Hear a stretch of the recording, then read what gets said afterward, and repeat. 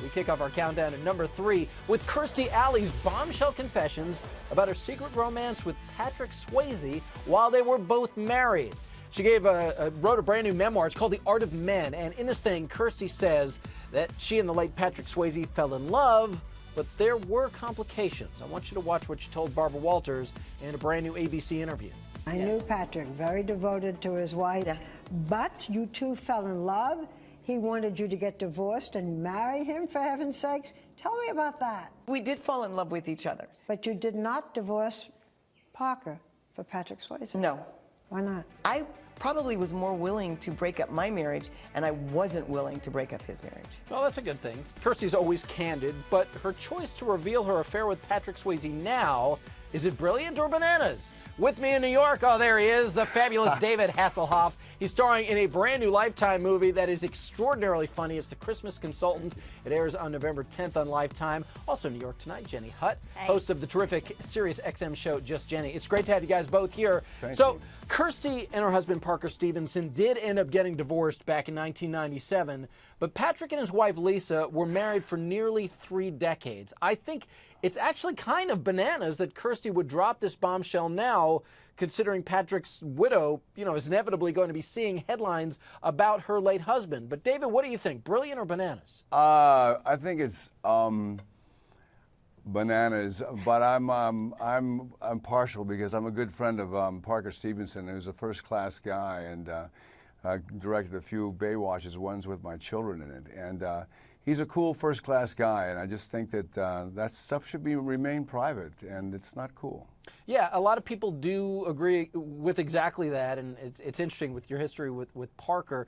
Kirstie is revealing yet another bombshell in this new memoir about what she calls the love of her life, and it's John Travolta. Let's watch what she told Barbara Walters about that.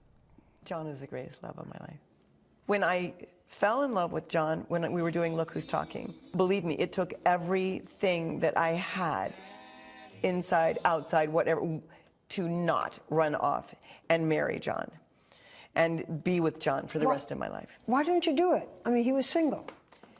Because I feel like when you marry someone, you're supposed to work hard at it, and you're supposed to make it work. Imagine what a different world Hollywood would be right now if that had happened. All right, Jenny, to you, brilliant or bananas that Kirstie would be confessing this? First of all, I think it's bananas, and I also don't really believe it. I just don't. I don't believe it. I don't. You really think she could put that, David? I mean, could you put that stuff out there if it's absolutely not true? I'm out of this. Okay. I'm out of this. I got it. I live in Hollywood. I'm going to run into everybody. Listen, I don't know anything. I'm just saying, I just don't really believe it. And I have to agree with both of you that the Patrick Swayze thing, bananas and totally uncool. Okay, I'll make this next one easier on you, David. Let's move on from Kirstie Alley's love affairs to Brad Pitt's debut as a furniture designer. This comes in at number 2 on our top 3 buzzmakers that have us asking, brilliant or bananas. Brad Pitt's new furniture collection, looking at it right now, it's going to debut next week in Manhattan. We're talking about chairs and tables, the works here.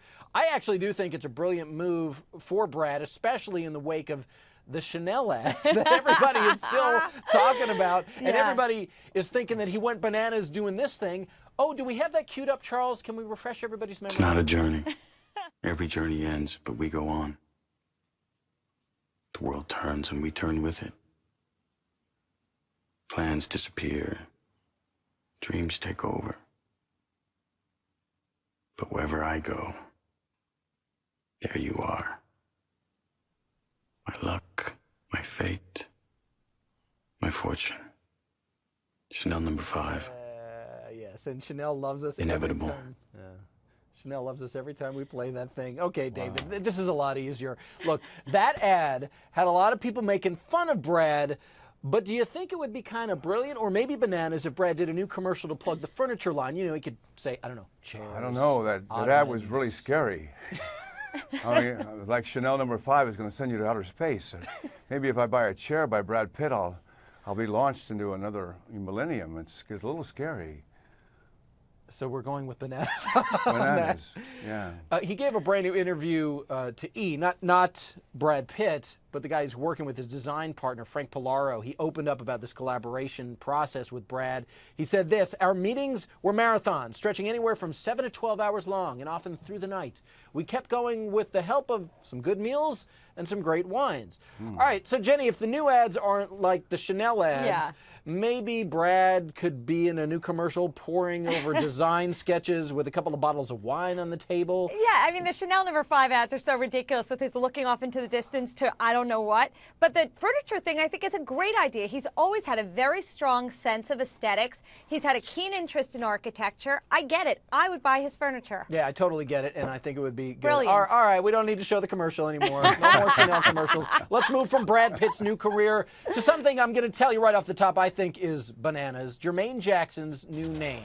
This comes in at number 1 on the top 3 buzzmakers that have us asking, brilliant or bananas. So Jermaine, and I like the guy a lot, but he's filed this petition in Los Angeles to change his name to Jermaine Jackson, spelled S-U-N.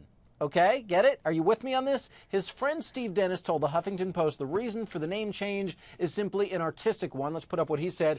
"It is something he has chosen to do, and it's fair to say that you cannot blame this one on the boogie. You got to blame it on the sunshine." Okay, Dennis making a little play on the Jackson 5 classic disco hit, "Blame It on the Boogie." But David Hasselhoff, now we would never mess with that name. No. He is not Jackson, he's Jackson. Brilliant Jackson. or bananas? Well, obviously it's brilliant because it's working for him. He got on TV. You know, he got the press that he wanted out of it. You know, some people call me the Hoff, and the Hoff has kind of eclipsed Hasselhoff. But you know, he's a heck of a nice guy, and he's a really sweetheart. But so, you know, it's rough to make it in this business and to stay in this business. So if he wants to do it for a little, you know, a little pop into his career, you know, that's kind of brilliant. I still feel that the Hoff, you know, it's an appropriate nickname, as you will accept, based on Hasselhoff. You didn't change the spelling. We're not calling you the Huff or the Puff. What do you think, Jenny? Brilliant or bananas on this one? Listen, I think it's bananas. It says he wants the nickname of the sun. I don't get it. I think it's bananas. All right. But I also agree with David. He is a really, really nice guy. And he is also a Jackson, whatever he is. I guess he could do whatever the heck he wants. That's right. David Hasselhoff, Jenny Hutt, thank you both so much.